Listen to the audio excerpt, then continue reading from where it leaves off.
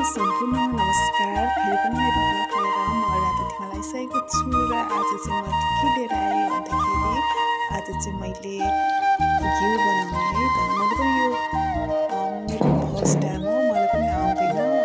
मैले पनि अब युट्युबमा हेरेर सिकेको है, यो चाहिँ यसरी बनाउनुपर्छ भनेर। मैले चाहिँ अब आधी लिटर दुध ठिका गर्ने गरेको छु र यसमा मैले चाहिँ आधी लिटर दुधको तर हुन्छ नि, त्यो तरमा चाहिँ मैले घिउ बनाउनलाई राखेको। यो चाहिँ धेरै दिनपछिको है।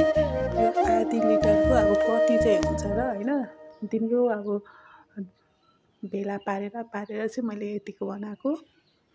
र मलाई पनि आउँथ्यो, तर मलाई घिउ चाहिँ मनपर्ने भएकोले चाहिँ मैले घिउ बनाउन खोजेको, त्यो पनि युट्युबमा हेरेर।